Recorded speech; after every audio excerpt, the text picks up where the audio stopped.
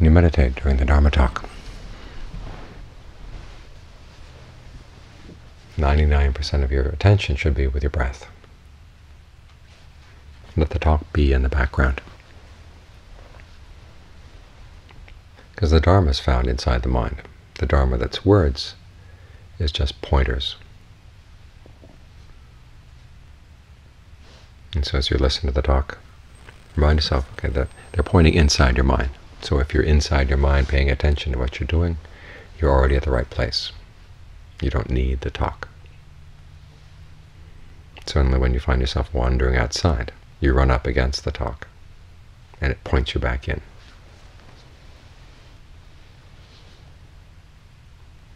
Because the real ignorance is not ignorance of words or principles, it's ignorance of what's going on in the mind. In particular, it's ignorance of seeing how you're causing yourself suffering.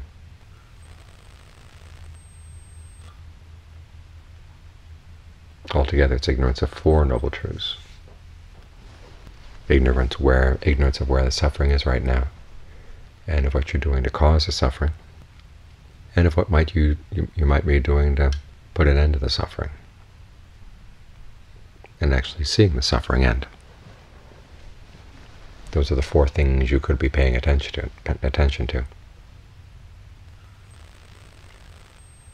Because they're things that are happening right inside. They're not happening in the words.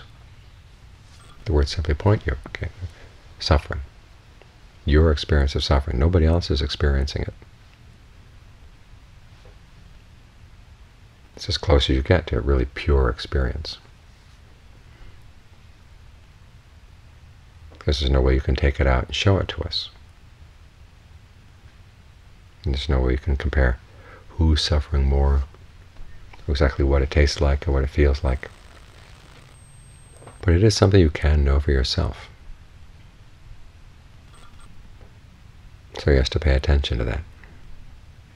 So when we talk about the Four Noble Truths, they're not some abstract teaching that dates from thousands of years ago, peculiar to India.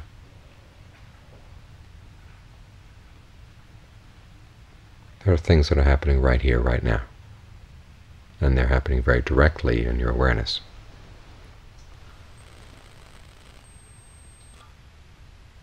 So to chip away at that ignorance, you focus on the breath. In the Buddha's analysis of suffering, from ignorance comes fabrication, and bodily fabrication is the breath. If you breathe in ignorance, it can be a condition for suffering. If you breathe with knowledge and awareness, it can help cut through suffering. It helps you see your ignorance more clearly, and as you see your ignorance more clearly, that replaces it with knowledge. So when you're focused on the breath, learning to breathe comfortably, allowing the mind to relate in a comfortable way with the breath, you're taking your stand against ignorance and all the ignorant thought processes that go on through the day. You're putting up a resistance to them.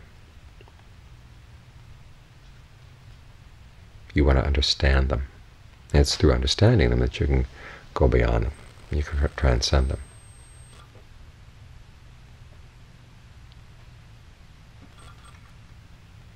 And these principles are universal.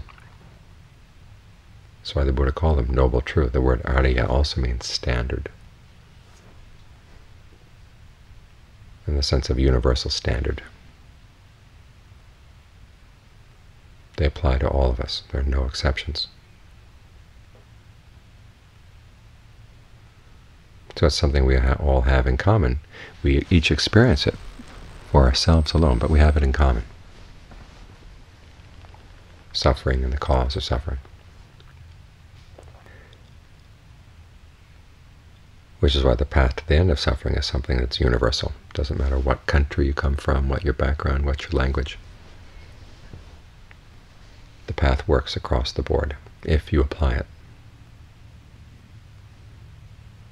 If you realize this is something really universal that applies to you as much as it does to everybody else. Most of us like to think of ourselves as exceptions to the rule.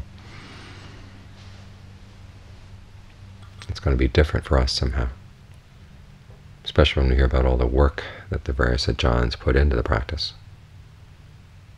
We like to think, well, maybe we're better educated, maybe we know more in our culture. Well, no, we don't. The problems are just the same. They're dressed up a little bit differently in each case, but we all have the same problem.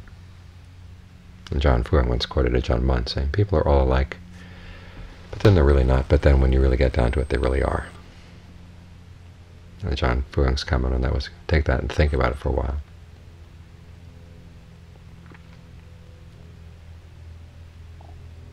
There are some differences, but what we have in common is what's really important.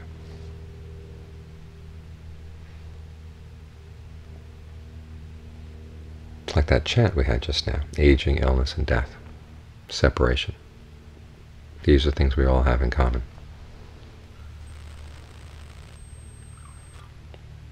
And that chant is a little bit lacking in something, because in the original sutta, the Buddha says everybody should think about this every day, whether you're a man or woman, whether you're lay or ordained.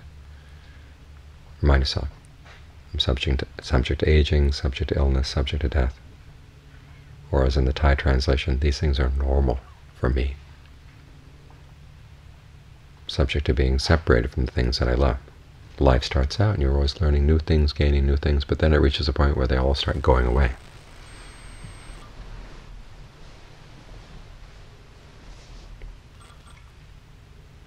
What you do have left is your actions. You will fall heir to what you do, you say, and you think, depending on whether it's skillful or unskillful. And as the Buddha said, if you think about these truths as they apply to yourself, it keeps you from doing unskillful things.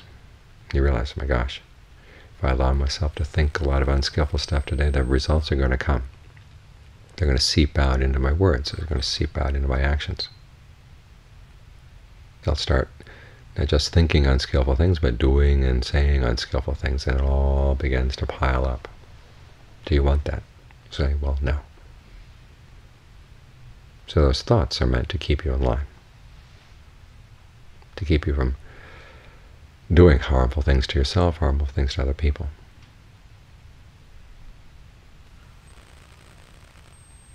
But then the sutta goes on to say that you should remind yourself that these things don't just apply to you, they apply to everybody, no matter where you go. This lifetime, the next lifetime, whether it's whatever the realm. All beings that have been, all beings that will be, whether they're living, whether they're dying, whether they're being reborn, these principles all apply to them. And the Buddha says, as you think about that, it not only prevents you from doing unskillful things, but it gets you on the path. You finally realize that there's no escape from these principles of suffering, its cause.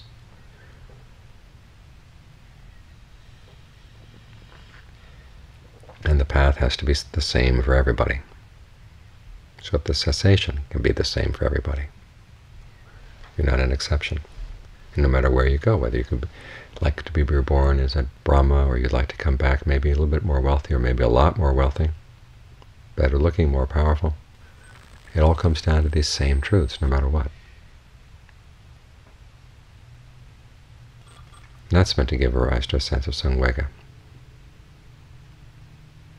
Not just restraint, but something goes deeper, a realization that the way you've been living your life really is going nowhere. The way most people live their lives goes nowhere. The only somewhere you can go is out. And even that's not a place, but still it's a direction.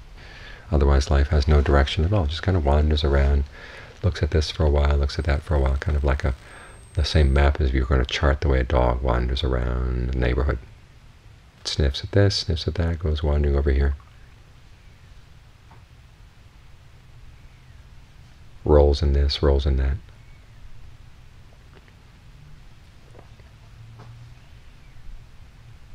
It really goes nowhere at all in particular. But if you make up your mind, okay, these truths are universal. The Buddha shows the universal way out.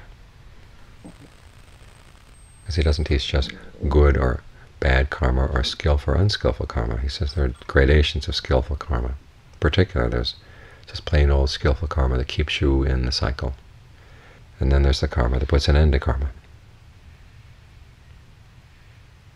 That's the path. the path that cuts through the ignorance, the path that cuts through the craving that causes suffering.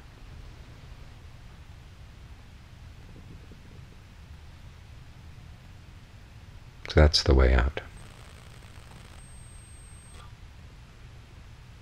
So it's up to us to decide whether we want out or whether we want to dabble around, want to roll around in a few dead squirrels.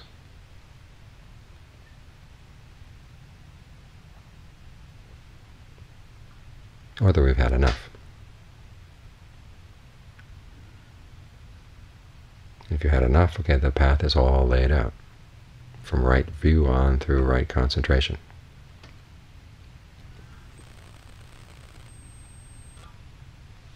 Which means you try to endow your right concentration here with all the factors of the path. Virtue, concentration, discernment, all these things come together. So as you focus with the breath, try to do it in a virtuous way. In other words, do it with restraint. Remind yourself you can't go wandering off, dabbling in this, dabbling in that. You've really got to be true to the theme of your concentration. And then use discernment. In what ways of focusing on the breath make it uncomfortable, make the mind uncomfortable, make the breath uncomfortable? What ways of focusing, what ways of thinking about the breath, what ways of labeling and understanding the breath help make it more comfortable, easier to stay here, so it does become your home. So no matter where you go, you do have this home inside.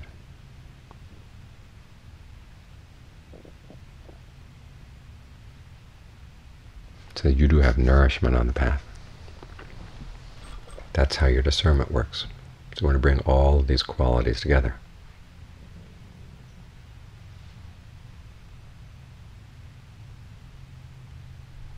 If you leave any of them out, then the path isn't complete, and when it's not complete, it can't do its work. So give it all of your mind. The word citta in Pali means two things. On the one hand, it means just plain old mind. Secondly, it also means this quality of really being intent on what you're doing. And citta as being intent, that's one of the elements of right effort, one of the bases for success. So give it your whole mind, your whole heart.